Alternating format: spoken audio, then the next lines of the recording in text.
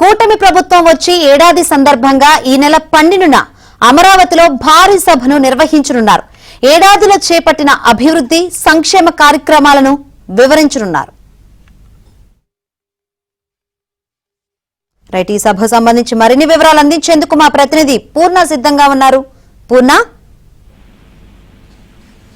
శంకరి, కూటమి ప్రభుత్వం ఏడాది పూర్తి చేసుకున్న సందర్భంగా అమరావతిలో భారీ బహిరంగ సభ నిర్వహించాలని చెప్పి ఈ కూటమి నేతలు అయితే నిర్ణయం తీసుకున్నారు. దీనికి సంబంధించిన కార్యాచరణ కూడా రూపొందించాలని చెప్పి కూడా సీఎం చంద్రబాబు సంబంధిత అధికారులు కూడా తెలపడం కూడా జరిగింది. ఏడాది పాలనలో ప్రభుత్వం చేసిన అభివృద్ధి సంక్షేమ కార్యక్రమాలతో పాటు ఈ ఏడాది కాలంలో ఏ అభివృద్ధి కార్యక్రమాలు చేశాము ఏంటి అన్ని కూడా పూర్తిగా ఈ సభ ద్వారా మొత్తం కూడా వివరించుకున్నారు. అదేవిధంగా అంటే ఈ భవిష్యత్తులో అంటే వచ్చే 4 ఏళ్లలో ఏమేమి చేయబోతున్నారు, వాళ్ళ ప్రణాళికలు ఏంటి, 4 ఏళ్ల పాలన ఏ విధంగా కొనసాగుతుంది అనే దాని మీద కూడా ఈ వేదిక ద్వారా కూడా మొత్తం కూడా చెప్పే అవకాశం కూడా కనపడుతుంది. అయితే వచ్చే 4 ఏళ్ల పాలన కాలానికి సంబంధించిన ఒక డ్రాఫ్ట్ కూడా సిద్ధం చేస్తున్నట్టు కూడా జరుగుతుంది. అయితే ఈ సమావేశం మొత్తం కూడా కూటమి నేతల ఆధ్వర్యంలో నిర్వహించాలని కూడా నిర్ణయం తీసుకున్నారు. అయితే సచివాలయం సమీపంలోనే ఈ సభ ఏర్పాటు చేయాలని చెప్పి కూడా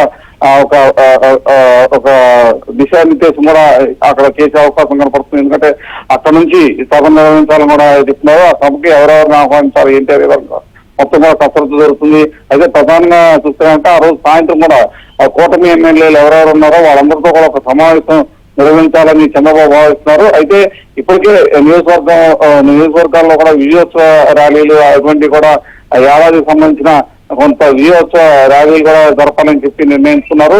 అయితే ఆ రోజు సాయంత్రం ఎమ్మెల్యేలతో కూటమి ఎమ్మెల్యే అందరితో అక్కడ వాళ్ళందరితో భేటీ అవ్వాలా లేకపోతే ఏంటి అనే దాని మీద కూడా టీడీపీ అధినేత చంద్రబాబు మొత్తం కూడా దాని మీద భేటీ అవుతున్నారు. అయితే దీనికి సంబంధించిన ఇంకా పూర్తి సమాచారం అయితే ఇంకా రావాల్సి ఉంది. Right, thank you Purna.